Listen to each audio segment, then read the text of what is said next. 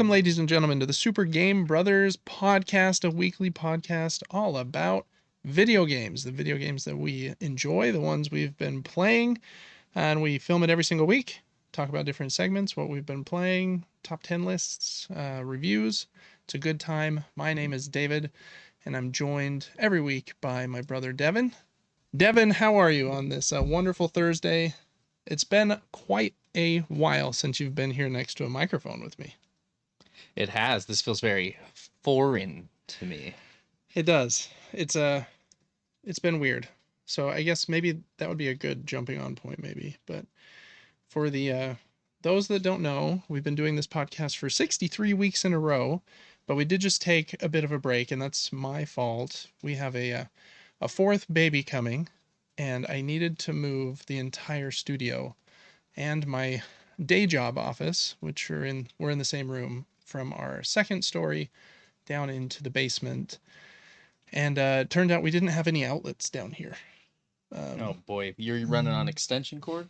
No, I did some YouTubing and figured out how to splice some electrical wire. So I'm connected to the line of light bulbs here, and I put my own outlet in over there on the ceiling, which took a little time because I didn't want to accidentally electrocute myself, Yeah, I don't want to feel that either.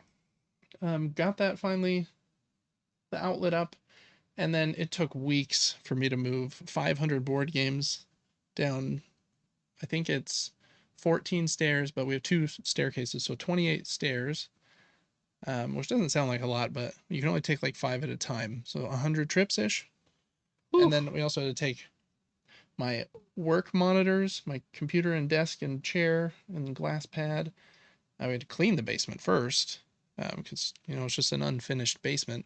I also didn't want to get dust everywhere, so I put this canvas drop on the ceiling and behind us to hopefully keep dust from falling on us. Whoa. And then we had to move, the board game shelf, which I had to completely take all the games off of and then completely take apart because it wouldn't fit down the stairs.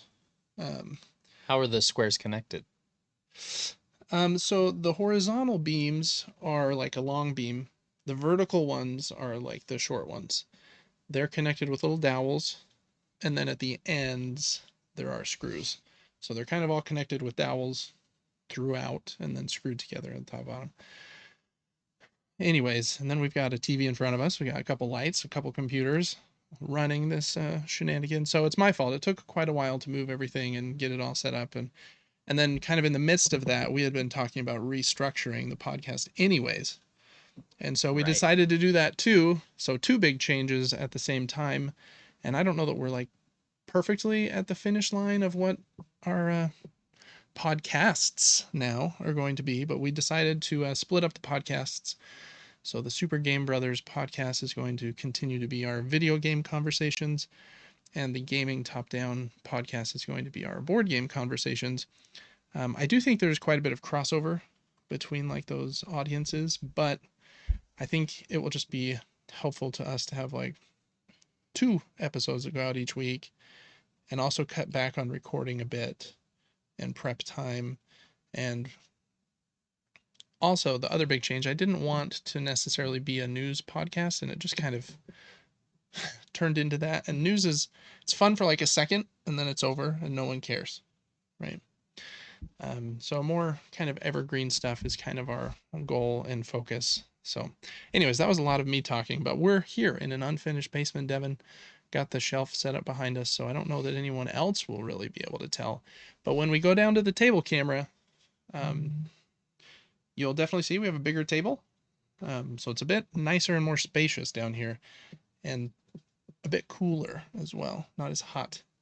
In the winter, we might be freezing, but we'll see. Yeah, maybe. We'll vibe it out. Streaming, what are those things? The warm sweaters? Hoodie? the Eskimo would wear? Oh, parka? Parka? No, is that what they're called? I don't know. That sounds about right, but yeah, cool. Well, I'm glad you're here, Devin. How have your 6 weeks been? It's been weird to not have you at my house every week either. We've Yeah. just all missed I didn't know Devin. you guys were here anymore. Yeah, we moved. I like this room a lot better. It's cool, huh? It's fun. The air's clean down here. The room is much bigger. There's a home gym in front of us. There is. Which, so if we're feeling like we need a nasty pump during the podcast, Yeah. we can do that. I should have just had that be your chair. It was Yeah. just the entire Sick. Yeah. the bench. Mm-hmm. Just be It'd be nice for me. benching. I've been very good. Pretty disciplined. Sleeping weird hours, going to bed early, waking up early to stream a lot. Just went up and saw our grandparents. Been going to a lot of movies by myself. Had some gift cards. I saw Superman, Mission Impossible, Jurassic World. You've seen a lot. Yes, I've watched a lot of movies at home as well, like Ballerina in the John Wick universe. And, Okay. Let's jump right into Super Movie Brothers then. I think I want to hear a little bit about all those. Jurassic World, kind of goated. Well, my glasses are Was so it? I crooked. feel like it got a lot of heat. Everything gets heat. Everything does. You're right. Mhm. But I really like the actors, like Jonathan Bailey and Scarlett Johansson, and Yeah, the guy named Duncan in that show, what a legend. was that what's his name? Mahershala Ali.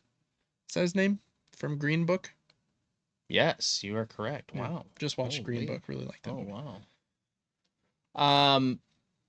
Yeah, I like that movie. Main Okay. dinosaur kind of not really giving main character energy like he should. Isn't the shtick of that one that they're really weird mutations? That was weird. Yeah. It was weird. It was weird. Okay. But Scarlett does good. The actors do good. Okay. It's exciting. How can you not enjoy a movie with Jurassic Park music? It's true. John Williams, Like, man. Like let's go. He's Yes. bonkers. Yeah. I rewatched every single Jurassic Park movie except for number 3. I haven't rewatched 3 yet, but I watched 1, 2. I watched Jurassic World, which is the best Jurassic World, I think. The first one. There's Christmas music in it. The Jurassic World actually exists as a park. Yeah. Chris Mhm. Pratt, he's I agree. all sentimental with those raptors. Yeah. Blue. Yeah. So watched all those. Watched Mission Impossible, Final Reckoning. Have you seen it? Yes. Oh, you did see it. Mm-hmm. Did you go with me? No, I went with my wife. Oh, I also went with your wife. Nice. Anyways, it's It's pretty good. It's not my It's favorite fun. Mission Impossible 7. Even both parts was not my favorite Mission Impossible. Yeah. But I did think this part 2 was better than part 1. yeah, it's a good time. I won't spoil anything there. I had fun. I typically eat an entire large popcorn. I layer the butter throughout the entire bucket and smash that the whole time I'm in there. And I Do you, enjoy it the whole time. Do you ever get the refill like halfway through? No, but we did the other day because Dad was like, "Yo, these are extra larges. You can refill this Mhm. after." So Yep. there was nothing better than having popcorn from the movie theater at home for like 3 days. Mm-hmm. That's you what just we walk do. by the kitchen, just everybody's in there. Yeah, we only buy the extra larges because we want that refill. Oh yeah. Mm-hmm. And we have that pass, so we get 20% off concessions, which I think Mom and Dad do as well, maybe. Mm. But We went with Dad's boss to a movie, and he buys a bag of popcorn. It's bigger than the XL by like a lot, but it's only like $2 more. Like I didn't know that was a bag, thing. bro. Wow. Yeah, so you're just eating out of the bag, and then you seal the bag. It's got a seal top. That's cool. What other movie did I go to? Oh, wait. You said Jurassic World, which you already talked about. And then oh, you said a couple more. Mission Impossible. Uh-huh. I saw F1. Oh, how was that? I enjoyed it. Yeah, it was touching. It was cool. They had some cameos. They replicated the sport very well, in my opinion. A lot of fun.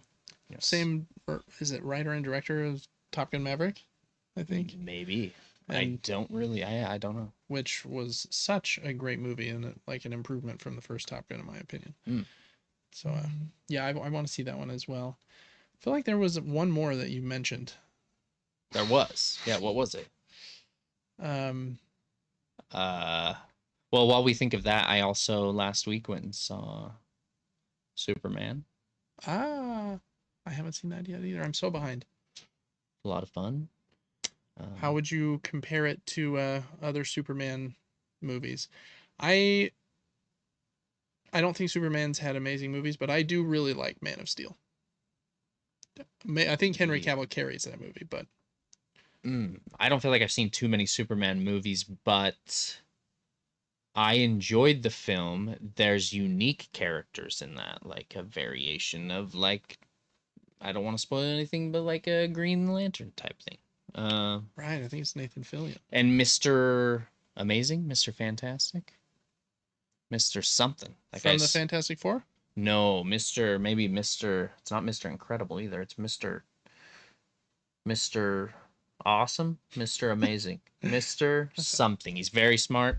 Okay, Um, yeah, unique characters in that. Lex Luthor. I don't want to spoil anything, but I had fun with the movie. It's a little more lighthearted than some, in my opinion, yet serious. yeah. It was fun. What'd you think of him having the dog in there? Was the dog fun? Oh, so you knew about the dog. Yeah, the dog was in a lot of the trailers. The dog was the dog was cool, kind of annoying, honestly. Oh, really? So like a comic relief character, kind of. Just I mean, if you have a super dog, it Mm-hmm. doesn't know how to play soft, Mm. so you can't play with that dog. Mm. You know what I mean? Unless you're Superman. Correct, and he still gets owned. Um, That's funny. Yeah, I want to see it. oh, I like Guardians of the Galaxy a lot, so I'm hoping that vibe comes through. But I don't know very much about Superman's like comics in his world, other than Kryptonite and Lex Luthor. yeah, I don't know too much about that either. There was one more movie we went and saw in theaters. Uh, Jurassic World, Let me see. I'll pull F1. up my Cinemark app and see if we can figure it out. Um, I mean, I am full blown brain dead right now. I feel like Mission Impossible. I can only think of horror movies that I want to see. I did see Bring Her Back. Okay, how was that? I thought that it was fun, unique, not really terrifying, but like creepy and hasn't been done too many times in this exact way. Okay. Enjoyed that. Watched Ballerina. I watched Woman in the Yard. How were both of those? Ballerina's fun. Haven't quite finished it actually. Need to resume that. Woman in the Yard is not good. No, not. Dumb? I don't recommend that movie. Really? Just Uh-uh. okay. I watched some shows on Peacock, Paramount, Hulu, Prime. That's a lot. I do be watching. Let's see. I'm seeing I Know What You Did Last Summer, Superman, Jurassic World Rebirth, F1. I think that's all. That's the Smurfs. My Neighbor Totoro. Nope, didn't watch Bad that. Guys 2. The one I want to see that looks very scary to me is Weapons. Yes, looks awesome. I don't know when it comes out, but Yeah, I don't think it's. Have you seen How to Train Your Dragon? I have not. But I will be watching that soon also. Yeah, I think maybe we did with you bringing up Ballerina. I think we got through all of them that you had mentioned. Maybe. Kind of feel like we did as well. Yeah. I've watched a few things as well. Not nearly as many, and not in fun movie theaters. But I've been watching. Well, I started two shows and finished one. I finished Arcane because we Oh bought wow, you did it. we bought or signed up for Netflix again, and I just hadn't watched the last two episodes. Watching them after like a 4 month break was a little rough because I was Yeah, you're missing not some in it. context. Still, just I think one of the most beautifully like animated like TV shows I've ever seen. I do think the story like loses itself a bit in like what's going on, but maybe that was because I wasn't fresh on it and had forgotten some details. But very good. Um, and then again, all three of these just on Netflix because we resubscribed. I'm watching Full Swing, which is a golf documentary where Netflix follows different golfers for like their entire season. And man, it's excellent. If you care about golf as a sport at all, like so good. I've been very surprised. It talks about different each episode kind of follows a different golfer. It talks about like their story and like what they're doing at this season and that kind of thing. And just excellent. Some of them are like underdogs that finally like get a big win on the tour, or one that was about on Brooks Koepka, who won like a bunch of majors like really early in his career and is now like kind of struggling a bit to recapture that glory. And then there's one on Rory McIlroy. I'm only through the first season, but so good. There's an episode on Tony Finau, who lives here in Utah, like we do. Just great, excellent. If you like golf at all, it's just amazing. And then the last show we've been watching is a comedy that has been recommended to me quite a few times, but I've never started it. And it's amazing. It reminds me of my favorite sitcom, Seinfeld, in a lot of ways, because the show just puts its characters in like the most ridiculous circumstances that just continue to like loop back on themselves. And it's called Arrested Development. And Jason Bateman, is that his name? Yes. Is the main character. And it's about his dad had a business and they found out he was doing a lot of illegal things, so he's in prison. He's played by the guy who is like the mayor of Whoville in The Grinch. Weird. And he's funny. They like visit him in jail all the time. Again, it's a comedy. And then since the company's like in trouble and he's in jail, the family's like trying to figure out like how they're going to survive. And so he takes over the company, but his mom's crazy and his siblings are all crazy. One of them is Will Arnett. I think, is that his name? He's from Hot Rod. Babe, wait, babe, babe. Yeah. And he's like Lego Batman and whatever. He's in a podcast with Jason Bateman, isn't he? He might be. The show started a long time ago. I didn't realize it's like 20 years old. Oh. It's so excellent, especially if you like that kind of humor of just like ridiculous situations. And it's amazing. I can't recommend it enough. If you like shows like The Office and Seinfeld, and that kind of humor, I think it's amazing. Like I would put it above The Office so far, but not quite to Seinfeld level. So we'll see. Really like it. That's probably the extent of my list. I don't know that I've. I guess other than we did finish or are fully caught up on The Chosen, which is the show about the life of Jesus, which is really excellent. I think the 5th season just went up on Prime, and so we watched that kind of when it went up a few weeks ago. Still the best representation of that I've ever seen. Amazing. But that's probably it for me. I'm sure there's more for me, but I don't know. Yeah. You need to like start keeping a movie journal. I do journal. Diary. I do be journaling sometimes with random notes. I don't Really? sit there and go, October 1st, this was my favorite day because of this. No, it's more like saw chicken. That is weird random. Chicken. Watch this movie. You know, like just the most random things. Like I saw this weird in Reanimal or Little Nightmares 3, there's this like possessed sheep thing. Right. And so I wrote in my journal, possessed sheep equals spirit animal of mine, because I feel like it just represents me. So it's just like a little quick thoughts book. Yeah, because if I forget everything very quickly, so if it's not in there, it doesn't happen, or I will never think of it again. And I might have a goated thought. Yeah. You know? Yeah, for sure. So been doing that kind of. Okay. Look at you. Turned a new leaf. A new journaling Turned leaf. a new page in my journal. Yeah. Right up. Right on. I don't know what I was saying. Right up, man. Cool. I think last thing, since I don't know that I have any other updates, I think the big update was just the studio. And that has been quite a few weeks, but we're excited to have the podcast rolling again. Just a reminder here to join the giveaway if you haven't yet. We'll go over to the screen real quick. We're giving away a bundle of board games. If I can get over to the page so that I can scroll, or a gift card if you'd rather spend it on video games, or maybe you already have some of those games, but Anyways, make sure to join that. That's just at supergamebrothers.com. And then please check out our Patreon as well. That's how we keep the lights on, and you can submit inquiries to the show. You can vote on the games that we cover and play, which is kind of a fun interaction point we have. You can get all of these episodes and discussions early and lots of other stuff. So check that out as well. That's patreon.com/supergamebrothers.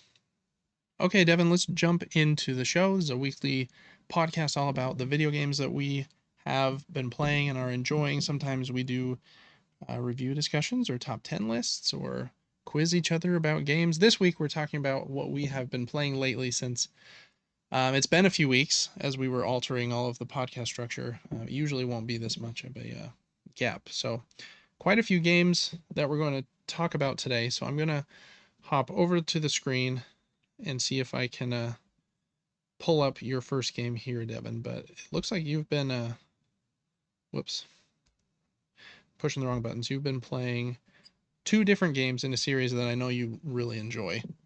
Ho. What are you playing? What are you playing? Yeah, that is the segment here. What are you playing? Based on the Resident Evil guy. Isn't that what he says? What are you buying? What are you buying? What's his name? The Count? Merchant? The Duke? The Merchant Duke? But it's not Duke. It's the one from Resident Evil 4. The guy that has like the yeah, that guy. Yeah. The bag. Uh-huh. Send to your device. That one, send. Talking on a black screen. Here we go. The games he's referring to are Borderlands 2 and 3. I played these with a friend of mine. And the reason we did so is because number 4 comes out not soon enough, but pretty soon. I think it's early, maybe September, mid-September. I think it might be early August if I... If it's early August, I'm going to lose it. I'll look it up while you're talking. Okay. First one you're seeing here on the screen is Borderlands 2. We streamed this game and found out that a lot of people love the story of Borderlands 2, which was sad to me because we did not do a ton of side missions.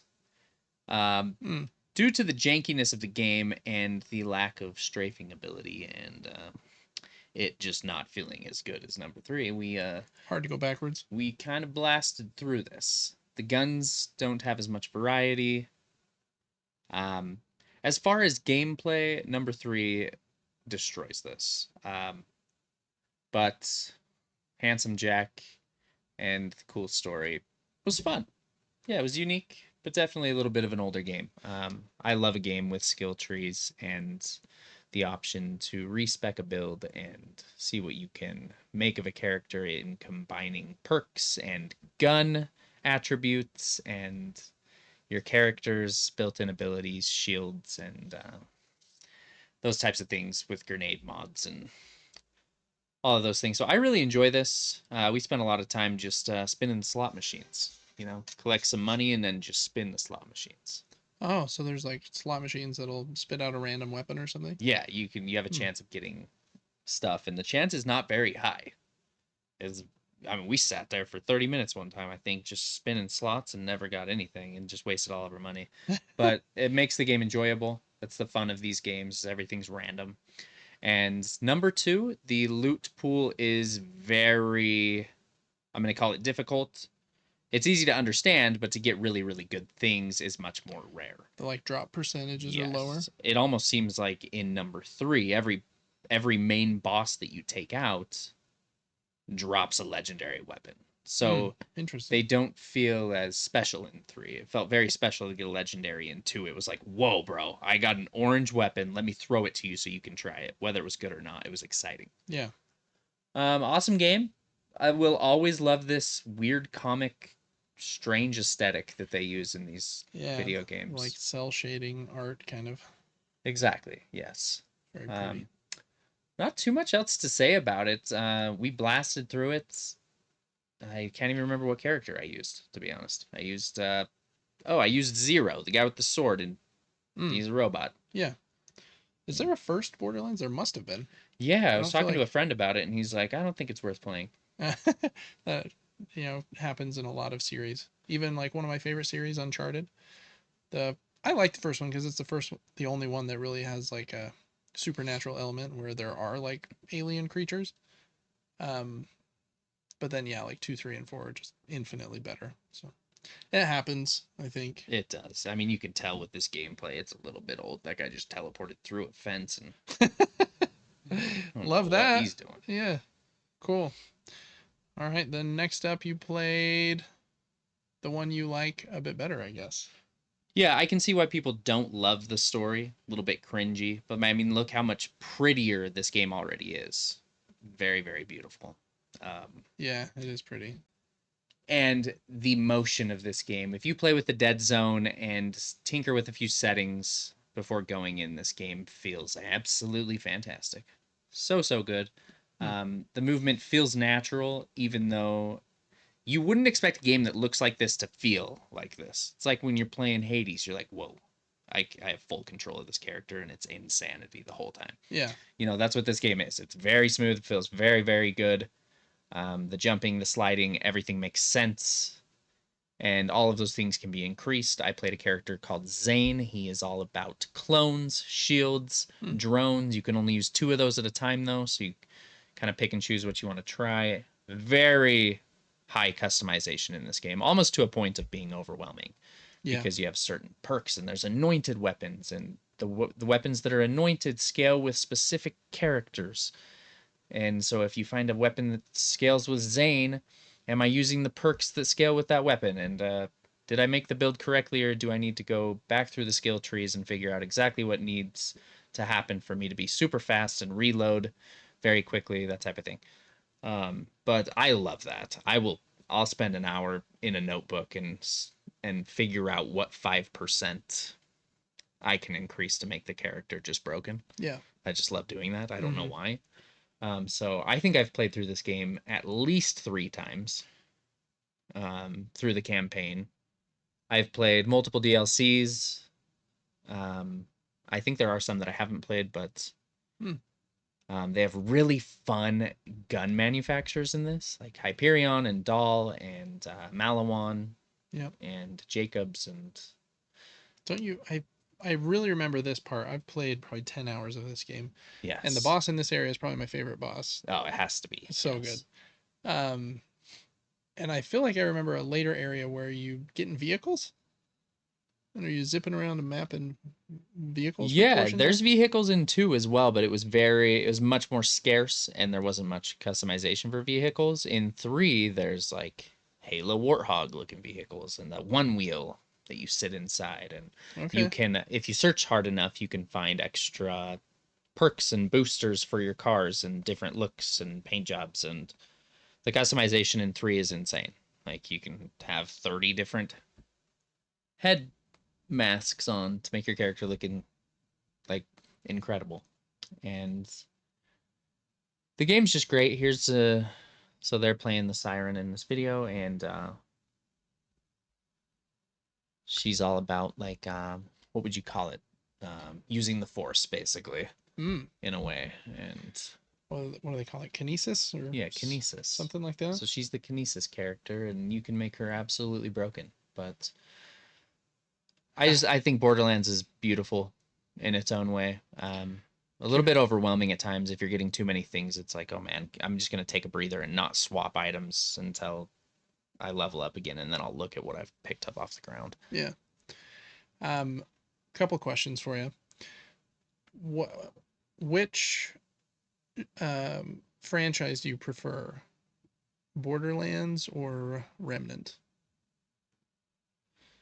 I feel like it's slightly different kind of vibe. Remnant's going for more, I think, difficulty. I think as far as Oh, for like sure, dodging and yes. bosses and stuff. But in Borderlands 3, they introduce mayhem levels after you complete the campaign, and my oh my, Are they tough? I think you can ramp it up from 1 to 11, Oh wow. and whoa, everything has like 50,000% health or something. Even your character, and everything hits super hard. The drop rates are insane. So Borderlands can be extremely difficult, but a basic playthrough isn't near as hard as Remnant, in my opinion. Okay. Remnant is so cool. There's a simplicity to Remnant that I like. They give you a massive assortment of rings, and So, then you figure out what rings you like best, and you wear 4 of them. so you think Remnant's builds are simpler because of that than Borderlands? In a way, yeah, Borderlands is like, here's 50 to 60 points. Now put those points in 60 different places. Oh, so you have like a skill tree. You can stack the same skill multiple times, but still it's a little more complex. Hmm. Remnants Remnant is also complex though, because you have a bunch of different archetypes of characters, and in Remnant 2, you combine 2 of those, so you have to Yeah. choose between 2, and then you're choosing your rings, and then which abilities of those characters do you like to use? Do you want a turret that shoots bullets, or pulses energy, or fire? And then your other archetype you have to pick, do I want healing, or to turn my skin to stone, or whatever it is. So they're both complex. I don't know how to really pick. They're both so amazing. What I like about Remnant is there's kind of randomly generated areas, Yeah. and this is always the same, Right. as far as I understand. Mm-hmm. Both great games. Yeah, any other questions for me? Yeah. I guess how pumped are you for Borderlands 4 now that you've played 2 and Oh, 3 back to back? extremely. I've watched about 5-10 minutes of early access gameplay of 4, and they've added some new mechanics, which I won't spoil. And it looks, you go from 2 to 3 and you're like, dang, that's an increase in graphics. And then you go from 3 and you see what 4 is going to look like, and you're like, holy, Yeah. okay. And it's going to look good.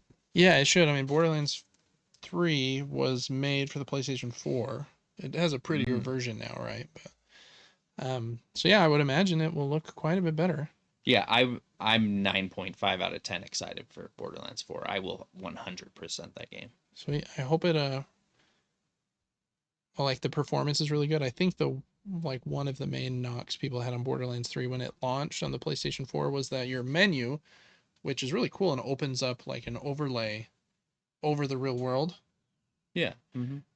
Whenever you opened that, like the frame rate like tanked because it was trying to do the Ah, menu and the world, which I don't think is the case in the it's PlayStation trying to 5 do all the version. math of your perks before you change them. Right, and then there's enemies running around too and stuff. Yeah. So exciting. Cool, Devin. I've got some other games on this list, don't I? Yeah, you've got 2 more. I don't think you'll probably talk about this one very long. I think we briefly touched about it in the an episode Yes. 6 weeks ago, but The next game, yeah, we did talk about it a few episodes back, but just to briefly tap into it, Alan Wake 2. It's the newest Alan Wake. What a beautiful game. If nothing else, it's gorgeous. Very nice to look at. How many ways can I say that it's pretty? Um, there, it's just a really well set up game, but there are some mechanics in this game that drive me crazy. Like when you're, once again, I don't want to spoil. A lot of people have played it already, but when you're Alan Wake, you do some things with lights, and I got confused. I was like, I feel like I'm definitely missing stuff, but I don't know. Also, a lot of times in this game, I got to areas and I had no idea where to go next. mm, No clue. So I had to go back to the drawing board and like look at gun upgrades and look, did I profile this person to get one clue that I must have missed from somewhere to move forward? Let me go to the wall and put up all these photographs I picked up, try to figure out where those go, and hopefully the character has some dialogue that says, let's go to the forest, yeah. Mm-hmm. But they made it that way so you thoroughly play it and you get immersed in it. I mean, Alan Wake 1 was the same idea. It almost felt like a psychological thriller film in this Yeah. weird way. Mm-hmm. Um, or almost just psychological, not even so much thriller, just a very strange Yes. world. I actually haven't finished this yet. I've finished one of the characters' I think you did one of the storylines. DLC packs as well, maybe. Yeah, I still have some DLC in there. So I'm probably like 80% through the game. But I think it's beautiful. Really, really well made game. If you want to immerse yourself for a lot of hours, you could definitely do it in this game. I think the aiming is good. It feels a lot like Resident Evil Mm. as far as like the way your character aims, but I would say it's easier to aim than Resident Evil. There's not so much. The zombies they're not dancing as they walk towards you, so Yeah. you can actually hit their head sometimes, which is nice. Yeah, I'll have a little bit more to say about this game in a minute when we get to my stuff, but In fact, maybe let's just do that now. This will Yeah. be maybe a cleaner break, but I really want to play this game. I think that the vibe it has is like just scary enough for David, but not too scary because I'm kind of a wimp. But I wanted to play the first game because I've never played the first Alan Wake, and so I have been playing the remaster of Alan Wake 1 because I wanted to basically get ready for this one. And I don't know, I don't hate it. Like I like the vibe it's going for. It just feels old. Mm-hmm. Like it feels like a game from the PlayStation 3, which it was, that has a million collectibles. I was like, oh, maybe I'll platinum this game. And then I looked in the menu and it's like, you have to get all of the thermoses. And there's like 150 thermoses hidden. Oof. And they're in the weirdest spots. And they don't even like give you any story when you find a thermos. It's just a random collectible. And so I'm like, okay, I'm not going to do that. Um, and I don't know. The story's kind of interesting about him being a writer that's struggling to write, and he goes to this place and trying to figure out what's going on with the town, while at the same time trying to figure out why, like if he'll be able to continue writing or whatever. I'm probably like 5 or 6 hours in. I think I beat the first two bosses, um, and I think I get the hook. It's like flashlight to kind of make the enemy become weak, and then you shoot them with the gun, and then they go away. Mm-hmm. But I feel like you're, oh man, I'm doing that a lot, Oh man. so much. So yeah, a lot of repetition Um, in that and single mechanic. and I wonder if the second game, which got like universal praise last year, is going to be able to mix that up too, because it doesn't feel like it's had really much mix up. I did just get flares, but that's just another version of light, kind of. They're kind of nice because you can be surrounded by like 6 enemies and throw down a flare, and it will take them all out. But I don't know. It feels a little slow and plodding, and like, okay, I'm flashlighting another three dudes, and I get tired of it, and I'm like, okay, I'm gonna just run past these guys, but then I'm just getting a hit in the back with like all the axes they're Mm-hmm. hucking at me because for some reason I can't outrun them. Um, so it wants you to play it by taking them all out, but it's just like there's a lot of them. There's a lot of those combat sections in the forest. Yeah, a lot of times in games, there's many collectibles, like in Dark Souls games, that you have, and you have the entire campaign because you choose not to like use them or figure out what they do. I do that. So in Alan Wake 2, for example, I've probably picked up 66 flares. Mm-hmm. And not until one point in the game did I realize, oh, that'll get rid of the shadow figure of multiple enemies at once, which makes the gunplay much faster. Yeah. So I think it was kind of my own fault that I was experiencing repetition in Alan Wake 2 as well. But Interesting. they do give you things to make areas go by quicker Okay. and more strategic. So yeah, I don't know. I don't know that I'm gonna play much more of Alan Wake 1. I'm just probably gonna watch like a 10-minute recap video of the story and jump right into 2. I think I'll have a better time, and I don't have a lot of time anyways. Time being the thing I'm constrained on. So I think that would be smarter for me. Um, Again, I like collectibles in games. Like in Uncharted, there were always these cool treasures, and every one was unique, and you could like zoom in on it in the menu, and like it might be like a coin with weird writing on it. Or in The Last of Us Part 2, it was the state quarters, I think. Mm, And I think actually Ellie had a different collectible than Abby had, because I think Abby was doing the state quarters and Ellie was doing the comic book cards or that's right. Yeah, something I like that. think so. Um, but you'll at least get a look at them in the menu. This one is just tied to a trophy, and there's nothing. It's just a number tick up. And like, okay, I've got to find 130 of these dumb thermoses that are just kind of randomly everywhere. So I don't know. I think I maybe just missed the time or the boat in the time when Alan Wake was most uh like in the zeitgeist. I remember when it came out, I was actually living in Denmark at the time, I believe. And I remember hearing some people then talk about it, but I didn't have my PlayStation there with me. And so again, I just kind of missed the whole time it was there. And I don't think it was actually on PlayStation. I think it was exclusive to Xbox for a while. So anyways, I've been playing Alan Wake. Probably just going to jump to 2 for me. I think it'll help me to have a better time with that. All right, Devin, let's get to your last game, and then I have two more in our just kind of review of what are we playing. What are we playing? My last game just barely got released on console. I think all consoles. Yeah, I don't know. I think you're right. Some consoles. Yeah. It was on PS5. I know that.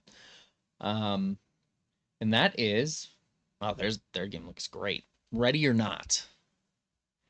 And I don't really know if there was much story going into this. I think You're we basically a SWAT team of yeah, some pretty kind. much. Yeah, it's like pick your loadout, and then you can kind of read the mission. You'll have this log on an iPad, and it's like, this is who you don't want to take out. This is who you need to just capture. And are they different scenarios? Like, hey, they're holding a hostage or something. Oh yeah, yeah. Some of them are doing really naughty things. Um, but yeah, fun game. I would highly recommend playing this with friends. I think you can have up to 4 or 5 people in your team, which would be crazy. Big squad, yeah. Imagine entering from 5 different doors all at once, Yeah. Absolute Chad move. But we have 2 of us, and we've found sticking together seems to be the way to do it with a duo. Yeah. But you'll have flashbangs, and some people try to get S tier runs, kind of like Resident Evil and Time Trials, and a lot of games do S tier type runs. But it's like you'll go in there with non-lethal beanbags. You'll shoot them with beanbags and smokes and flash grenades, and you will intimidate them enough to drop on their knees and give up. And then you can get an S tier. I think if you use actual bullets, you can get up to an A plus, as far as I understand. There's like 20, maybe 30 missions now with the extras they added after dropping on console. I don't know, something like that. But they've also added difficulty levels. We've been playing, of course, on the hardest one to torture ourselves, and it has been absolutely brutal. Kind of reminds me of like Rainbow Six Siege in like the way you move around. I also like how many enemies are in these like arenas, these levels, because I feel like a lot of the time I looked up and on your Twitch stream and it was like, oh, he's sneaking around again, but I haven't seen an enemy for a couple minutes. Maybe I looked at the wrong times, but so far we've done like 6 to 8 missions, and probably there's usually like 4 to 8 enemies, 4 or so civilians that you don't want to take out. You need to notice the difference when you see someone. If whether they're like vested up and carrying a weapon, you're like, okay, I can either take you out or intimidate you. And then the civilians, you don't want to just pull the trigger on because you lose. Are they always in the same spot, or do they have like smart AI for the enemies where they're moving it's around? AI as far as I understand. I mean, these characters, something I have noticed about this game is the randomness of where the characters are is very hard to know. Like you would think, I'm going to open this door and there's going to be some in there, and you'll open the door and there's no one in there, and you're like, that was weird. And then they have just like been randomly walking around in the weirdest places, and they just like show up behind you and just take you out in one shot. Oh, really? Oh yeah. So you kind of need to move. You was basically in doubles, so someone's watching your back, checking the 360 the whole time, or shutting doors behind you. I've noticed has been working occasionally, but very, very hard on the hardest difficulty. It is brutal. You will get one tapped. If you don't play perfectly. You can lean, kind of like Rainbow Six Siege. Yeah. Leaning slows you down, so does crouching. Crouching makes you quieter, though. You can put a flashlight on your weapons. Obviously, they don't have flashlights here. Yeah, it's very dark. You have night vision, which they should be using here, and different colors of night vision. And you can see like a laser on your weapon if you're using night vision. Kind of, it's a cool game. Honestly, a lot of fun. I have never played a game like this. I'm so used to like Borderlands and Dark Souls and running in there and acting like a psychopath and rolling as much as I need to and swiping until they're gone. This is like, don't open that door too fast because there's tripwire. And then when you peek in there, make sure you're leaning left and you put your crosshair right around the corner the whole time. And if you see someone, you need to decide if it's a civilian or not. Or you flashbang into every room, and it can be really difficult. I'm sure there's difficulties that aren't as hard, and maybe some would enjoy that more, but I kind of like the challenge. Yeah. Yeah, they're doing a very dark mission here. Yeah, they really are. This which is probably good for not having too much violence on the screen, but Yeah, this game had a lot of buzz, I think, when it first came out on Steam. So I imagine, and I even saw on PlayStation Network, like this was listed like top on like what's hot right now. So I'm guessing Mm. it's pretty hot, Oh, it was being pretty played a hot. lot. Yeah, Mm-hmm. I don't know if it's I think it would be fun with like a full group of like, okay, I'm going left in this room, and I'm looking like you're probably have to communicate like crazy. Yeah, one of the coolest mechanics in this game is you can pop up your teammate's point of view on the top Ah, I did right. see that. Yeah. And so I can occasionally peek up at that and go, okay, I think I know where he is. And there's an enemy in front of him. Okay, I know where he is. Maybe I can flank her. And so you can see like, okay, I know he's around this corner. I'm about to go around, so I don't want to fire. Exactly. Yeah. Exactly. Yeah, you can get a lot of hints from that, which is cool. Yeah. Yeah, that is a But it's solid. Yeah. cool Not my mechanism. favorite game I've ever played, but honestly, I could do all the missions for fun. Just see if we can get a decent grade at them. Yeah. Okay. Ready or not, Devin? Those especially Borderlands 2 and 3. Those are big, long games you've been playing. You've been grinding a lot. Oh, we've been grinding. Yeah. Oh, yeah. All right. I've got two games I'm going to talk about pretty quick. I've been playing this next one with my kids, but it's been a lot of fun. This game is Teenage Mutant Ninja Turtles Splintered Fate. I accidentally pulled up a Switch gameplay video, so it's not going to look probably quite as good as it does on my PlayStation. But um, man, this game is super fun. As you can probably tell from the gameplay and the camera angle, it's basically Hades, but with Ninja Turtles, and you can actually play in co-op. I think up to 4 people.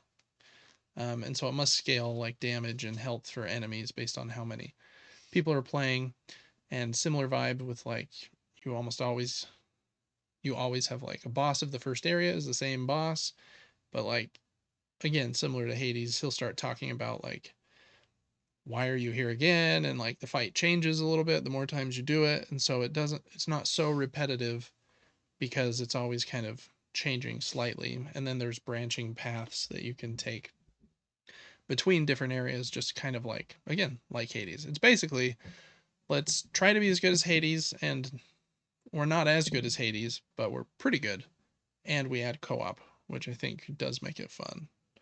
Um, and I think you can play as all 4 turtles, and you can play as Casey Jones if you get the Casey Jones DLC, which I think came with my version of the game because I got it like within the first week it came out or something. So you can play as the different characters. They play a little bit differently, and then you're choosing different upgrades. Like, am I going to attack with fire or ooze damage with my weapons?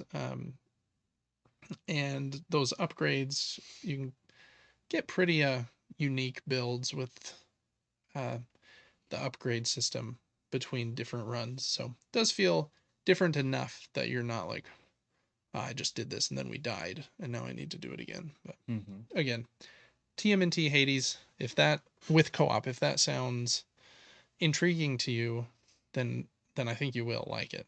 And I've been playing it with my 8-year-old and my 6-year-old, and they've been handling it just fine. They don't really read like the especially my 6-year-old. He's just like choosing whichever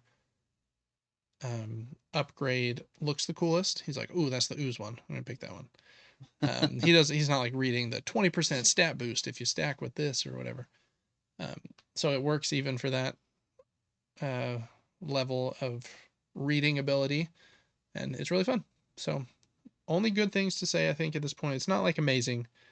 I wouldn't even say it's necessarily like great, but it's very good. Um, I think we've gotten to the 4th or 5th area at this point, and this is the end of the first area that is here on the screen. So there's a bit of variety as well. There's the streets and like a cargo ship, and then like a swamp area and some other stuff. And then I think we did just get to the rooftops, which I think Splinter is the boss of the rooftops. Or not Splinter, Shredder, excuse me. I get their names mixed up. Oh, so do I. And I think Shredder is the main villain of this game, who has kidnapped Splinter, and that's why you're out on your adventure. So TMNT Splintered Fate. We already talked about Alan Wake, and so last up we're just going to talk about what seems to be my favorite game that I never stop playing, and this is Balatro. And I really think this is a game that I'll just be playing forever. Like when I turn on my PlayStation, this is what I want to play. You're gonna be a grandpa. This is I your know. solitaire. Yeah, really. And it's so much better than solitaire. Like it is so amazing. I'm trying to work slowly on getting the platinum trophy in Balatro, and it is a brutal platinum trophy. You basically have a collection in like the menu of everything that you've unlocked, every Joker you've ever seen or used, um, every planet card, which are basically the hand types, like full house, two pair, pair, straight. Since you can use the Jokers to kind of break the game and use the tarot cards as well, there are some additional planet cards or hands you can play. For example, the one I just found is a five of a kind, which with a normal deck of cards isn't possible, right? But in Balatro, I can change a four into a five or, manipulate the cards a bit so you can get a five of a kind. There, and I have all but one planet card. I cannot figure out what the last one is. Um, so I'm still trying to figure that out. So you basically have to discover everything in the game, every Joker, every planet card. And then there's all these challenge modes as well, which I haven't even started trying them. You have to have a single hand that scores you 1,000,000 points. I think 100,000,000 is the next one I need to get because I did get the 1,000,000 point one. And then if you win with a certain deck, and different decks have different abilities, it might give you an extra hand or an extra discard in a round or an extra Joker slot. The Joker slot one is probably my favorite deck so far. Um, then you can play at a higher difficulty level. They call it a stake level. And if you beat the game at the higher stake level, then your deck of that color gets like a stamp on it. Um, and so like your decks and Jokers start having stamps on them in your collection for like, oh, I beat this difficulty level with this deck and I used this Joker, so it got this stamp on it. It's I don't know. For me, it's like a perfect video game. It has almost infinite replayability, and they made the trophies like difficultly like they're attainable, but they're only attainable probably at like 100 hours of play. And so I like that. it's probably like you'll have the best experience if you don't try and just grind out that platinum like immediately. Like if you just play it organically and slowly, like I've been doing, and then you're like, wow, this run is the best run I've ever had. I'm seeing new Jokers and new cards, and all of a sudden I just had a 1,000,000 point hand, and boom, boom, I got 2 trophies this run. Like, whew, felt so good. But then I'll have 10 runs in a row where I can't get anything going because I raised the difficulty to try to get a higher level stamp on my deck because I need to win with a gold stamp for one of the hardest trophies in the game.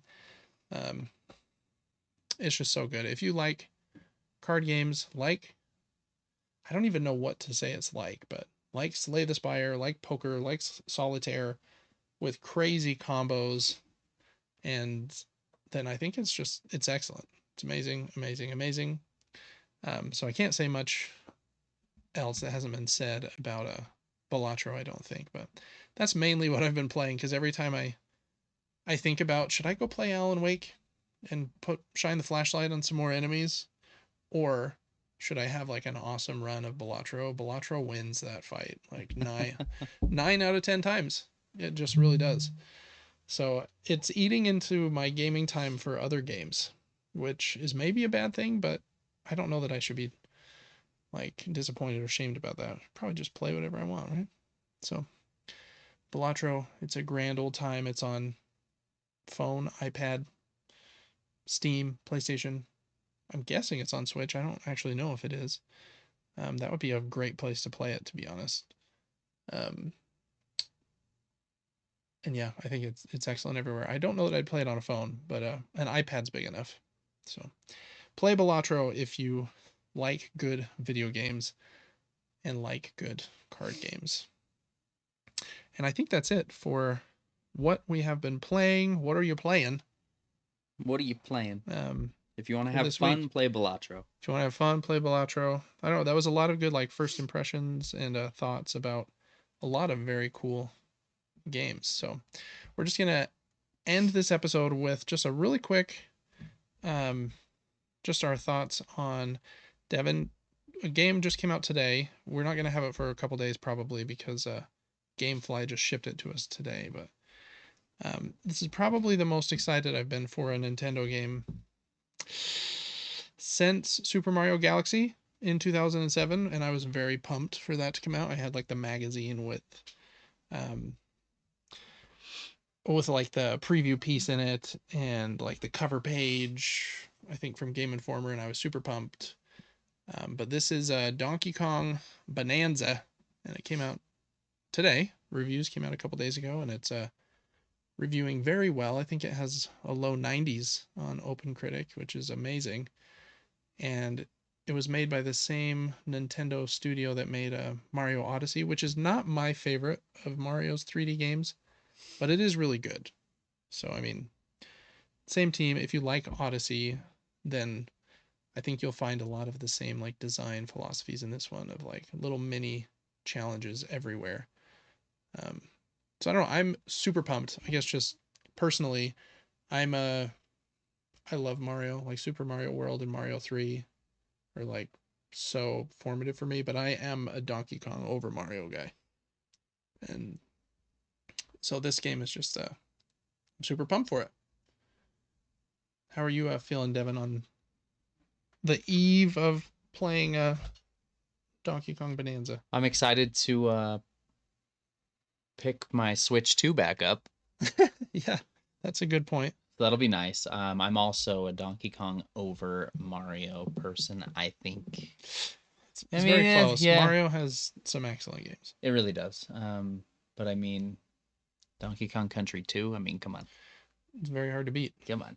I mean, that game's fantastic. It'll be interesting to play a 3D version of Donkey Kong. Yeah. This looks beautiful, though. The graphics are fantastic. Yeah. This destructible world with like a map system, it almost seems like this game is more of an RPG than just some platformer and jumping on enemies. Yeah, you can like upgrade Donkey Kong, and you can um decide what things you want to focus on, and you don't have to go main story immediately. It's a little bit open world in that way. Yeah, it's kind of awesome. I'm super stoked. Honestly, 9 out of 10 stoked to play this. I am too. This is other than Hollow Knight Silksong, this is probably the game man, yeah, I would pick that over this. I'm most excited for right now. So, yeah, I don't know. That's just a few, just excitement thoughts there about Donkey Kong. So Devin should be streaming this in the coming few days. And they've moved on from his other little monkey friend, haven't they? What's that? From the Diddy Kong guy. Did he? Yeah. Yeah. Due to real life things, or like, is this just a choice, or yeah, what are we doing? I don't know. How do I want to say this? I don't know. Maybe we don't say it. I don't know. I haven't like fully seen it, but I did see a rumor that Diddy might be in the game somewhere. Oh, okay. Heck yeah. So I think it'd be cool to if you could full play the game as him. that would be cool if he was like a. What would be really cool? I've got an answer after when you say you beat yours. Super Mario Galaxy. I can't remember if you had to get all 120 stars to do this or just 100 or some number. You unlocked Luigi to play as, and he played a little bit differently. And I think there were, if I can't remember, if I'm remembering correctly, you could only get certain of the stars in Mario Galaxy as Luigi, or you could just like replay them and he played differently. And that was really cool. Some like surprise like that where you got to play as Diddy late in the game or something. That'd be hot. Yeah, that'd be very nice. Him or Dixie, honestly, those are fun characters. I think it'd be cool if they have rideable characters like the rhino and the frog. But that would be cool. But what I want to see the most is the spider in tennis shoes. Yeah, what's his name? His name's amazing. I looked it up just a few months ago and now it's spacing me, but yeah, that's a good point. I've been very careful, and even the latest Nintendo Direct that was all about this game, I didn't watch it because I don't want to know very much. Like, yeah, if Rambi is in this all of a sudden, like that'd be so cool. Yeah, like the parrot. Yeah. Like there's so many good helpers for Donkey Kong. Yeah. Yeah, there really is. So I hope that there's still some secrets in here. Diddy showing up or the animal helpers. Yeah, that would be amazing. Cool, Devin. Well, I'm excited for you. I get to wait till Christmas to Oh, play it. lovely. We'll see. Maybe I'll open the Switch and play it down here in the basement It's a myself. good idea, honestly. And then tell him Santa had to install a software update. Yeah. So he opened it. I like what I'm hearing right now. So I don't know if I'll be able to wait that long because I think it just looks too good. And once the kids get their hands on it on Christmas Day, it's not like I'm gonna have time to play Donkey Kong. They're gonna steal all the Kong. Everything you're saying is making sense. Yeah. Maybe I should just buy 2 Switches. Then they can have one. I'll just have my own. Yeah. 2 houses even. 2 houses. Yeah, maybe 4 Switches, 2 houses. Exactly. Anyways, very excited for Donkey Kong, and that's gonna close our conversation here on games we've been playing and our excitement for Donkey Kong Bananza. And that's gonna do it for the podcast this week. Thanks so much for watching and listening to episode 64 of our weekly podcast. Means a lot. Thanks so much for doing that. Please check out the Patreon. That's how we keep the lights on, and it is how you can get some extra perks like writing into the show, getting early access, voting on the games that we cover and play and talk about, and just generally kind of have some communication and some back and forth with you. I think that's a fun vibe to have. Make sure to check out Devin. He streams on Twitch. He's Player 4, playing a lot of fun games over there, Monday through Friday usually. Sometimes pretty early. Typically Tuesday through Friday, but yeah. Mondays are the worst, so I get it. And yeah, just appreciate all you do, and we'll see you next week for episode 65. Till then, have a good one.